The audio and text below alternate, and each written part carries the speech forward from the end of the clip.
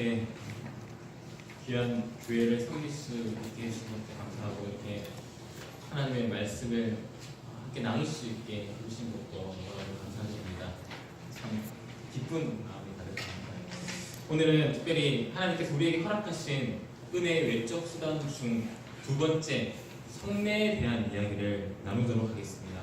지난주에 우리는 첫 번째로 말씀에 대해서 함께 배웠고 오늘부터 몇 주간 성례에 대해서 여러분들과 함께 나누게 될 것입니다. 여러분 성례라는 단어를 잘 들어보셨습니까? 이 단어가 친숙하게 좀 다가오십니까? 솔직히 말해서 저는 어릴 때부터 이렇게 신앙생활하고 자라오면서 이 성례라는 단어를 그렇게 자주 접하지는 못했던 것 같습니다. 이번 주에도 설교 준비를 하려고 책을 펼쳤는데 순서가 성례라고 하길래 고개를 혼자 떨구고 낙심하며 준비를 시작한 그런 기억이 있습니다. 그 정도로 참 익숙하지 않고 친숙하지 않은 단어라고 생각이 됩니다. 둘 중 하나인 것 같습니다. 중요하지 않은 단어이거나 아니면 중요한데 한국 교회가 소홀히 여겨왔거나. 칼빈은 자신이 쓴 기독교 강요 전체의 약 14%의 분량을 할애해서 특별히 교회와 관련되어서 쓴 4권, 제4권 45%를 할애해서 이 성례를 다루고 있습니다. 그만큼 칼빈은 예배의 부분에 있어서, 교회에 있어서 이 성례가 중요하다고 여겼기 때문에 그렇게 많은 분량을 할애해서 그 이야기들을 펼쳐나갑니다. 특별히 칼빈이 기독교 강요를 집필할 당시에 로마 카톨릭 교회는 성례에 대해서 참 많이 무지했었고 뿐만 아니라 인간적인 방법으로 잘못 사용하는 그런 모습들이 너무나 빈번해 있었습니다. 오늘날 우리 한국 교회가 그 시대 로마 카톨릭 교회와 너무나도 닮아 있다고 그렇게 평가하지 않습니까? 그렇다면 그때처럼 성례를 잘못 사용하고 있는 한국 교회라면 더더욱 이 성례에 대한 이미지를 바르게 회복할 필요가 있는 것 같습니다. 저와 여러분에게도 이 이야기는 동일하게 해당되는 것 같습니다. 결코 중요하지 않은 단어입니다. 우리가 그동안 많이 듣지 못했다고 해서 중요하지 않은 단어가 아니라 예배에 있어서 너무나도 중요한 단어입니다. 앞으로 몇 주간 예배에 있어서 이 성례가 왜 중요한지, 왜 칼빈이 기독교 강요에서 그렇게 많은 분량을 할애하면서 강조했는지 살펴보게 될 것입니다.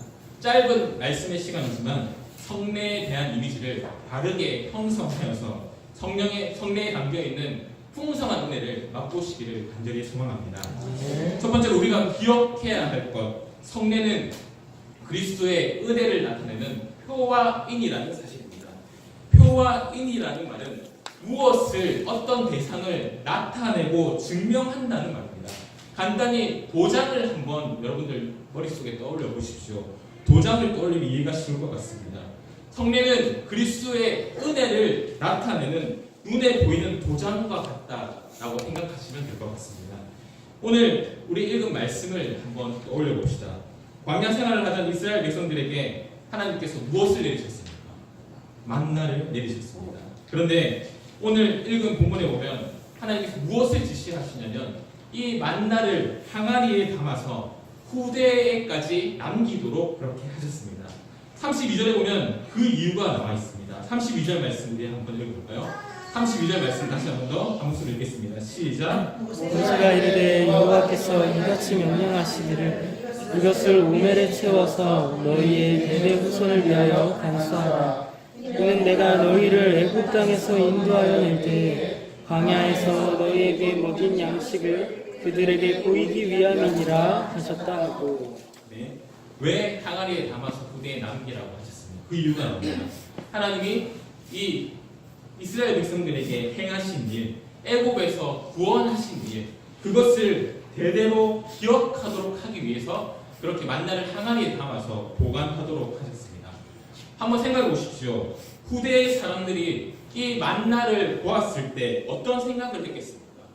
아마 그것을 볼 때마다 이것이 애굽 땅에서 이스라엘을 건지신 하나님의 구원하신 은혜가 담긴 그 만나이구나.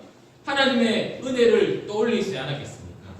만나를 내리신 하나님이 이스라엘 백성들을 건져내셨을 뿐만 아니라 광야길에서도 늘 한결같이 매일매일 지켜 보호하여 주셨구나. 그런 생각에 하나님의 은혜에 흠뻑 젖어들게 되었을 것입니다. 그렇게 행하셨던 일들을 생각하면서 하나님의 은혜를 더욱 바라보고 사모하게 되었을 겁니다. 이 만나를 보면서 말입니다. 만나를 보면서 단순히 그 만나라는 의식 그 자체에만 의미를 담고 있는 게 아니라 머무르는 게 아니라 하나님의 은혜를 맛보게 되는 그런 원리입니다. 만나는 이렇게 도장과 같은 역할을 하였습니다. 그 자체의 의미도 중요하지만 그 자체의 의미보다 하나님의 구원의 은혜를 기억하고 증명해주는 도장과 같은 역할을 한 것입니다. 성례도 마찬가지입니다. 이스라엘 백성들이 만나를 먹었듯이 우리도 예배 때마다 성례를 행합니다. 세례를 행하고 성찬을 시행합니다. 그 의식 자체에만 머무른 것이 아니라 그 순서만 따로 떨어진 순서라고 우리는 여기지 않습니다. 우리는 성례를 통해서 하나님이 베푸신 구원의 은혜를 바라봅니다. 특별히 말씀에 드러내신 하나님의 구원하심을 더욱 우리 마음속에 도장을 찍듯이 굳게 새기는 시간이 바로 이 성례의 시간입니다.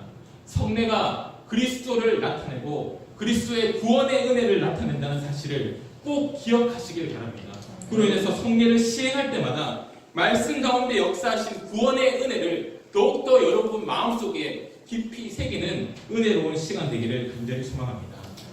그렇다고 해서 이 외적인 표화인 자체가 그 자체로 아무 의미가 없는 것은 아닙니다. 성례 그 자체도 의미가 있고 너무나도 중요한 순서입니다. 제가 서울에서 대전으로 이사를 왔습니다. 제가 서울에서 태어난 것은 아니라서 사투리끼가 좀 있는데 서울에서 대전으로 이사를 왔습니다. 이전에는 교회에서 이렇게 귀하게 주신 사택에서 지내다가 대전으로 오면서 몸을 거처를 이렇게 새롭게 구하려고 하다 보니까 참 이래저래 여의치가 않았습니다. 우리 아내와 기도하면서 과연 구할 수 있을까 그렇게 걱정도 참 많이 하면서 그렇게 나왔습니다.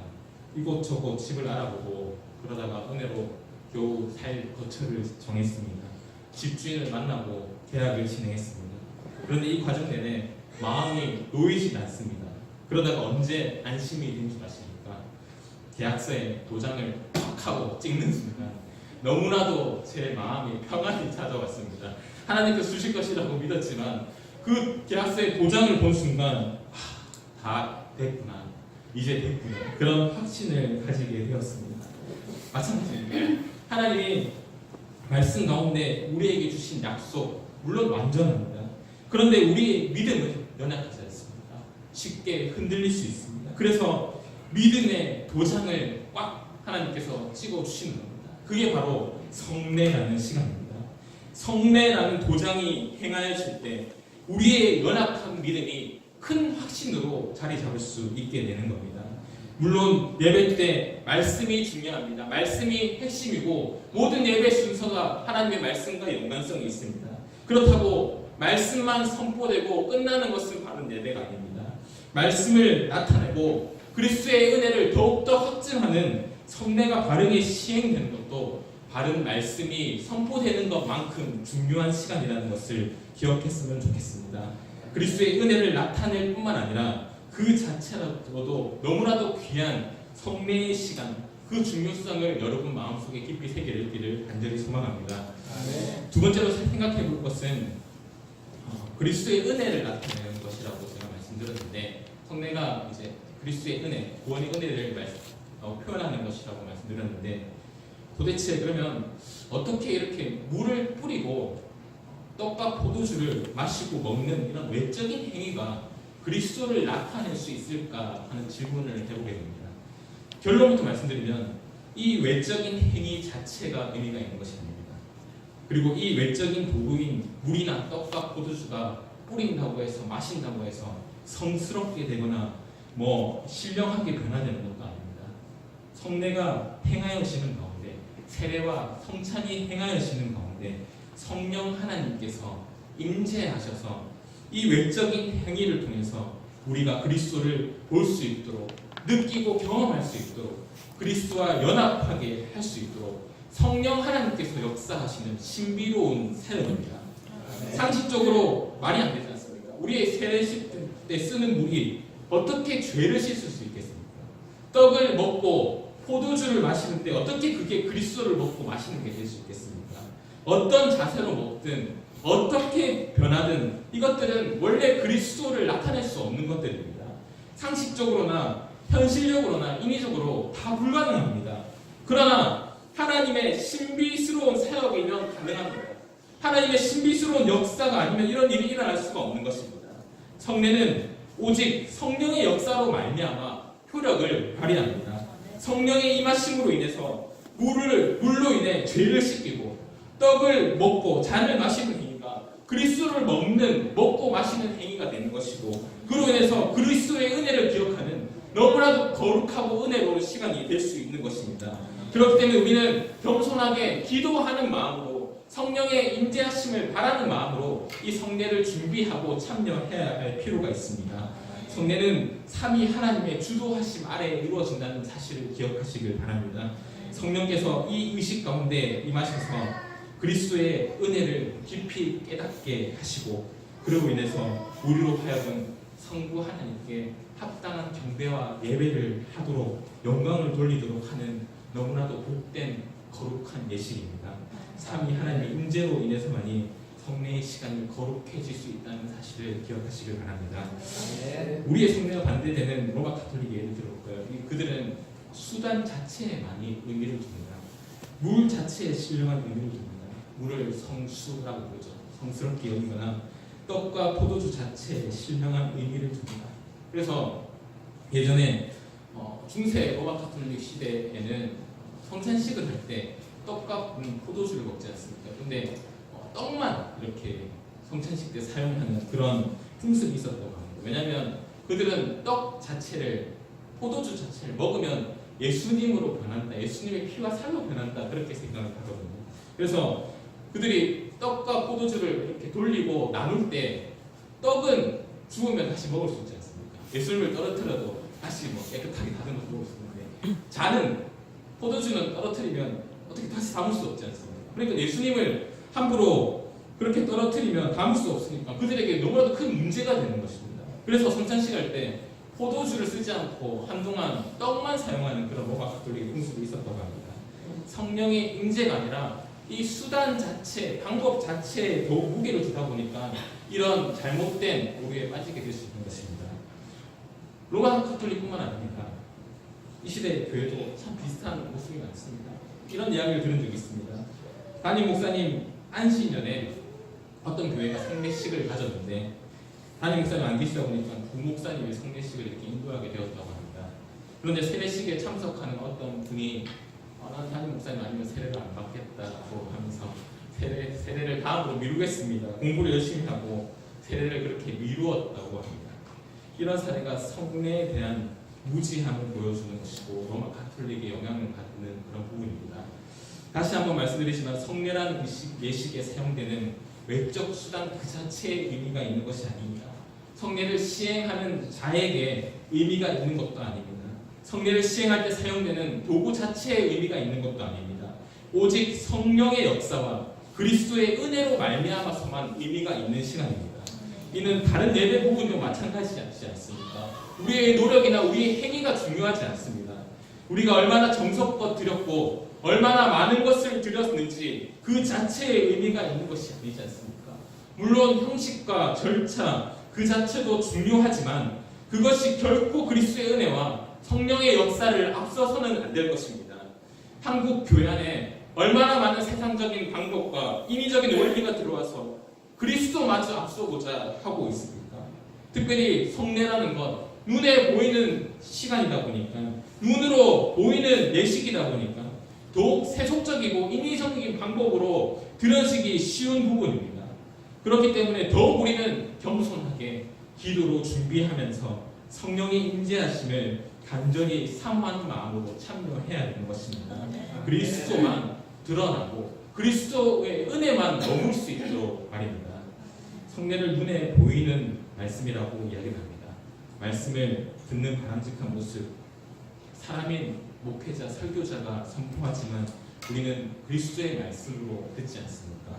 그리고 인간의 원리가 아니라 인간의 지식적인 이해가 아니라 성령께서 깨닫게 하심으로 말미암아 해석하고 우리의 믿음으로 받아들이는 것이 말씀을 듣는 시간입니다. 듣는 말씀이 그렇다면 보이는 말씀도 같은 원리를 하지 않겠습니까?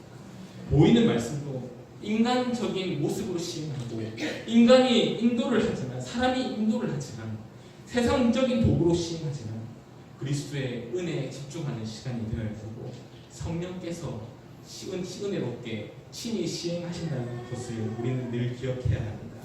성령의 임재하심을 기억하면서 기대하면서 늘 성령 충만한 성례의 시간들이 되기를 간절히 소망합니다. 이제 마지막으로 한 가지만 살펴보겠습니다. 왜 하나님께서 이런 성례, 외적인 수단인 성례를 주셨을까?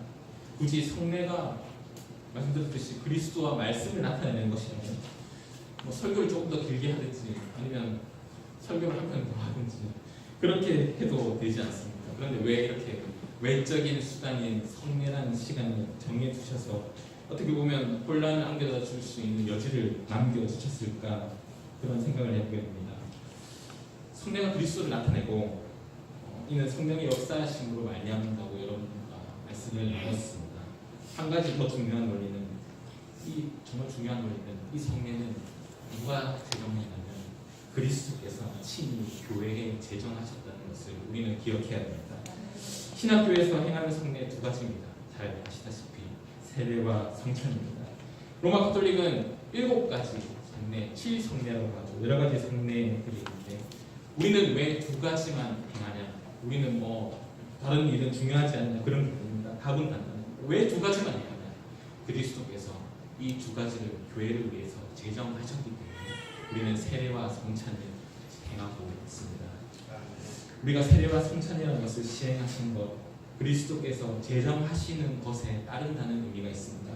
그리스도가 말씀하여 주신 방식에 교회가 따르는 겁니다. 말씀에 따르는 것, 우리는 뭐라고 합니까? 순종한다 이야기합니다. 바른 성례의 시행은 그리스도께 교회가 순종하는 모습으로 그려지게 됩니다. 말씀에 순종하면 당연히 우리의 믿음은 어떻게 되겠습니까? 더욱 굳건해집니다. 성례를 통해서 교회의 믿음이 함께 자라나며 우리 모두의 믿음이 굳건해지는 것이 바로 성례의 큰 유익입니다. 그리스도께서 제정하셨다는 의미를 생각해 봅시다. 그리스도께서 무언가 만드셨을 때 완전하지 않은 게 존재할 수 있습니까? 흠이 있을 수 있습니까? 오류가 있을 수 있습니까? 틀린 것이 있을 수 있습니까? 약속하신 것 중 이루시지 않는 것이 있습니까? 그리스도가 제정하신 것 완전하지 않을 수가 없습니다. 부족함이라는 게 있을 수가 없습니다. 하늘의 것이기 때문입니다.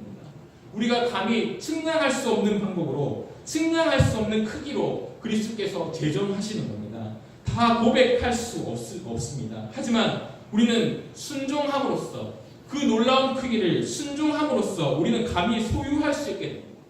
순종함으로써 그 크고 놀라운 은혜가 우리에게 받아들여지게 됩니다. 그리고 그 은혜가 우리 마음에 받아들여질 때, 우리 심정에 받아들여질 때 우리의 믿음은 더욱 굳건하게 세워지는 것입니다. 그리스도께서 제정하신 성례를 맛보는 것 마찬가지입니다. 그리스도께서 제정하셨기 때문에 하늘의 방법으로 그리스도의 방법으로 형언할 수 없는 방법으로 제정하셨고 우리는 이 성례를 통해서 하늘의 것을 맛보는 시간이 되는 것입니다. 우리가 다 형언할 수 없는 놀라운 은혜를 우리가 맛보는 것입니다.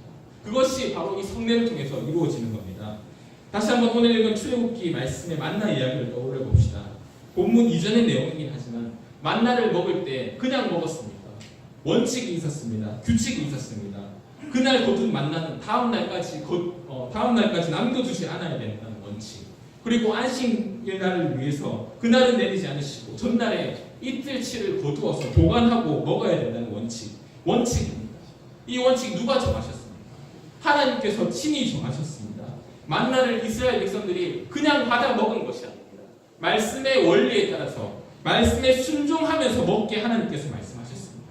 말씀에 순종하면서 먹었기에 육의 양식이라는 만나를 먹는 거지만 단순히 육의 양식을 먹는 것에 그치지 않고 하늘의 양식을, 영의 양식을 함께 먹는 시간이 되었던 것입니다.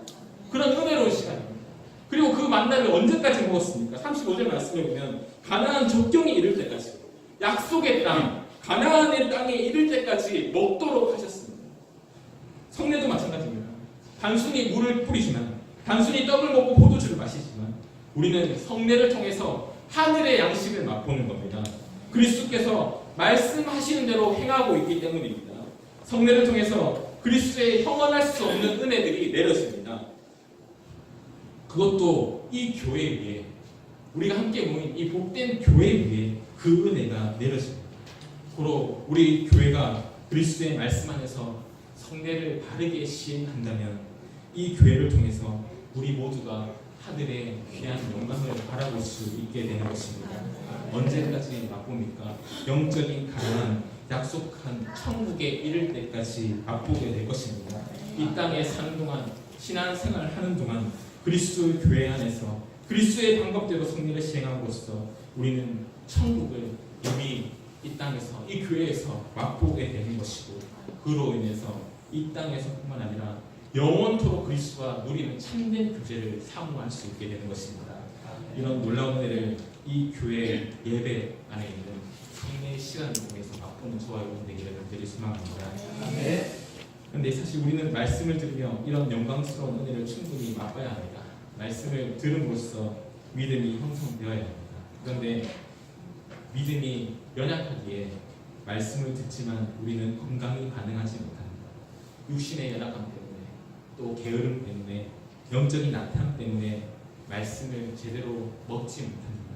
그렇기 때문에 하나님은 성례라는 눈에 보이는 외적 수단을 통해서 하나님의 말씀을 더욱 가까이 하도록 하셨습니다.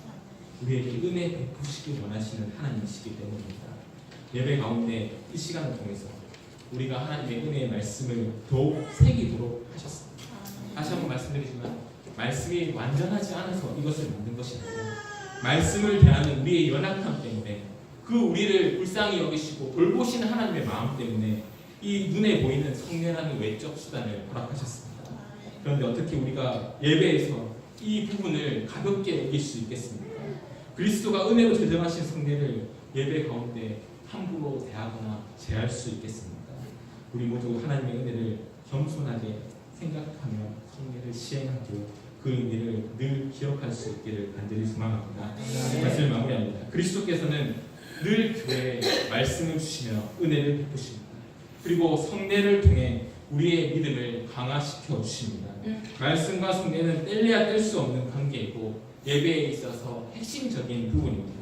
그래서 개혁교회에서 교회의 표지를 말할 때 교회의 표지를 말씀과 성례라고 말합니다. 이 말은 바른 말씀이 선포되고 성례가 바르게 시행되어야지 그곳이 교회다 말할 수 있다 하는 그런 말입니다.